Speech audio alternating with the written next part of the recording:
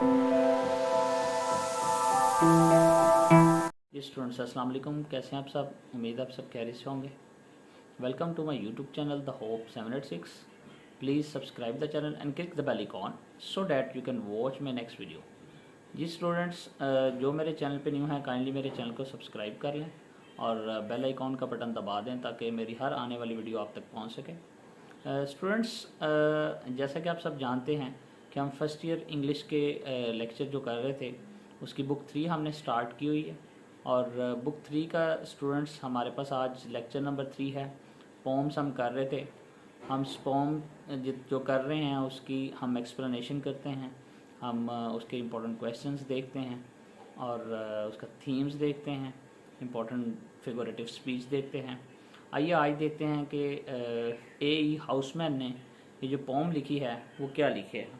But before starting that poem I would like to tell you about A. Houseman. He was born in 1859 in England and died in 1936. These students, he was a poet of nature. He was, loved to write in emotions and Roman poetry, just like आप कह सकते हैं nature poet है और वो Roman poetry को बहुत ज़्यादा पसंद करता है। इसने अपने जो मेजर वर्क्स है माइनर वर्क्स है वो रोमन पोइट्स पे लिखा है। तो स्टूडेंट्स, आइए अब स्टार्ट करते हैं। Loveliest of trees the cherry now. Loveliest of trees the cherry now. खूबसूरत दरख्तों में से चेरी का जो दरख्त है स्टूडेंट्स, वो कहता है कि सबसे खूबसूरत है, ये मुझे बहुत ज़्यादा फैसिनेट करता है। ठीक है। Loveliest of trees the cherry now जो फर्स्ट क्वाड्रेंट है, तमाम दरख्तों में से खूबसूरत चेरी का दरख्त है। Is hung with Bloom along the बो। इज़ हंग विद ब्लूम, हंग है उससे लदे हुए हैं फूल, अलॉन्ग द बो और उसकी शाखें जो है वो लदी हुई हैं खिले हुए फूलों से। And stands about the Woodland right, और एंड स्टैंड्स और खड़ी हैं अबाउट द वुडलैंड। वुडलैंड बोलते हैं बेसिकली जंगल को। राइट जिसे घुड़सवार या सवारी करता हुआ कोई जंगल में निकल जाता है। Wearing white for Easter tight, उसने वाइट जो है वो पहना हुआ है for Easter tight. White basically Easter पे जो ड्रेस पहना जाता है स्टूडेंट्स वो वाइट कलर का होता है। Easter basically restriction for, it is a word that is use for restriction of Christ या क्रिस्ट एज वेल।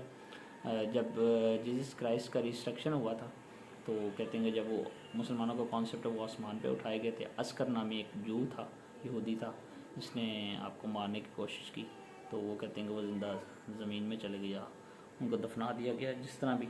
और ईस्टर जो है स्टूडेंट्स वो बेसिकली 21 मार्च जो है उसके बाद देखते हैं कि जब मून जो चांद है वो फुल हो गया तो उसके बाद जो फर्स्ट संडे आएगा तब वो ईस्टर जो है ना वो मनाते हैं। 3, 4, 2, 4, 5 अप्रैल को भी हो सकता है, 31 मार्च को भी, जिस तरह भी ये क्रिश्चियनिटी में कॉन्सेप्ट है स्टूडेंट्स। तो and wearing white for Eastertide, इस तरह वो कहता है कि चेरी ने अपने ऊपर लबादा जो ओढ़ा हुआ है वाइट का वो उस तरह ही है जिस तरह क्रिश्चियनिटी में वाइट कलर के जो कपड़े पहन लेते हैं, ड्रेसेस पहन लेते हैं क्रिश्चियंस, उस तरह। Now of my 3 years and 10 student 3 years, मेरे से फॉर एग्जांपल स्टूडेंट्स 20 ईयर्स हों और 3 हो जाएं तो ये 60 बन जाते हैं। उसमें जब 10 को ऐड कर दिया जाए तो 70 हो जाते हैं, यानी 70 साल वो कहता है मेरी जो ज़िंदगी है 20 विल नॉट कम अगेन। उसमें जो फर्स्ट 20 ईयर्स हैं स्टूडेंट्स वो कहता है कि वो बहुत ज़्यादा जो है मेरे इनोसेंस के थे, उसमें मैं मेच्योर नहीं था, मुझे कुछ नहीं पता चला। तो उसमें से वो 20 हैं उसको तो आप कहता निकाल दें, वो तो मैं कुछ कर ही नहीं सकता और मेरे वो वापस नहीं आ सकते। And take from 70 springs a score, कहता है अगर फॉर एग्जाम्पल 70 हम लगाएं तो मैंने अपनी जो ज़िंदगी के 70 साल गुजार लिए उसमें 70 जो 70 स्प्रिंग हैं वो मैं देख चुका हूँ। इट ओनली लीव्स मी 50 मोर, और उसमें से 50 जो गुजर चुके हैं स्टूडेंट्स, वो कहता है कि वो काफ़ी नहीं है, इंजॉय करने के लिए काफ़ी नहीं है स्टूडेंट्स, वो ये बेसिकली कह रहा है। जी students, and since to look at things in bloom, and since और तब से to look at things in bloom, वो कहता है कि जो मेरे 50 ईयर्स हैं, since to look at things in bloom, जो जी स्टूडेंट्स, वो कह रहा है कि जो 50 स्प्रिंग्स आर लिटिल लूँ, कहता है जो 50 साल मैंने अपनी ज़िंदगी के गुजार लिए हैं तो वो बहुत इस तरह मुझे लग रहा है कि अ लिटिल लूँ, बहुत थोड़े हैं। मैंने जो है अपनी ज़िंदगी को असल में इंजॉय ही नहीं किया, या मैं उस तरह इंजॉय भी कर ही नहीं सका। मैं जो नेचर का लवर है वो बेसिकली, और वो नेचर को उस तरह इंजॉय नहीं कर सका 50 साल में। About the world and I will गो, कहता है कि मैं दोबारा फिर चाहूँगा कि मुझे ज़िंदगी मिले और ज़्यादा मिले। तो वो जो एग्जॉटिक टच है बेसिकली नेचर का, वो उसके अंदर है, लस्ट है। तो कहता है मैं दोबारा फिर जंगलों में जाऊँगा, जंगल में जाऊँगा, woodland I will go to see the cherry hung with snow. मैं देखने जाऊँगा कि चेरी ने किस तरह जो है वो अपने ऊपर लबादा वाइट का उड़ा हुआ है।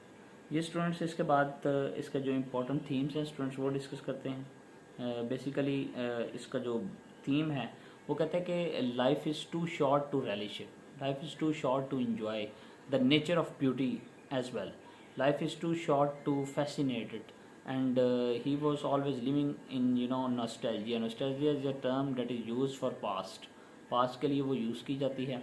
तो नॉस्टैल्जी का बहुत ज़्यादा, चूँकि वो रहना चाहता है अपने माजी में, और माजी में क्यों रहना चाहता है, बेसिकली वो इंजॉय करना चाहता है, नेचर को इंजॉय करना चाहता है।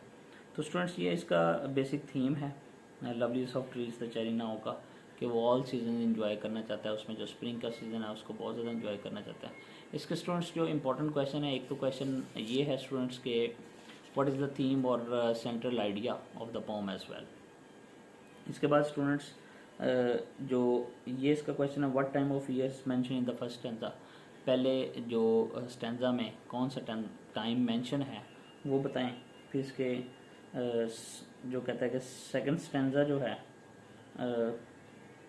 वो कहता है कि जो पोइट है वो लास्ट स्टैंजा में क्या कहना चाहता है, एक तो ये है। और वो कहता है कि चेरी बेसिकली इसमें जैसे हमने देखा चेरी जो है वो how can cherry be personified, cherry का वर्ड जो है स्टूडेंट्स वो पर्सोनीफाई हुआ है, तो वो कैसा कहता है किस तरह पर्सोनीफाई हुआ है, पर्सोनिफिकेशन बताएं।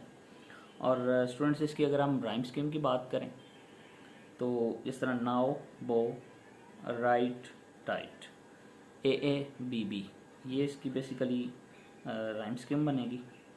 नाउ बो राइट टाइट, जी स्टूडेंट्स सबकी सेम है AABB, इसकी सबकी राइम स्कीम सेम ही रहेगी तीनों क्वाड्रेंट्स की।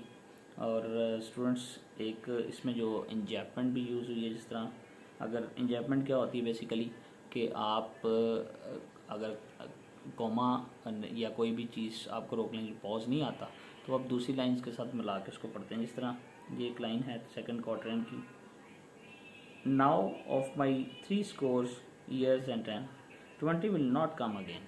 अब पहले को साथ मिला के हम दूसरी को साथ मिला के पहली के साथ पढ़ते हैं, तो ये क्या होता है, ये इंजैपमेंट है। फिर स्टूडेंट्स इसके कैसर एक चीज़ होती है वो भी इसने यूज़ की है बेसिकली। वो क्या है स्टूडेंट्स कि अपनी बात को ज़ाहिर करने के लिए ये पॉज लेता है। जिस तरह students loveliness of trees the cherry now, cashier is a word that you use for it, loveliest of trees the cherry now, loveliest of trees, यहाँ पे वो पॉज करता है द चेरी नाउ, चेरी पर। ये स्टूडेंट्स आज का जो सम एंड सब्सटेंस है इस पॉइंट का। उम्मीद है आपको आज की मेरी वीडियो पसंद आई होगी। Thank you very much students.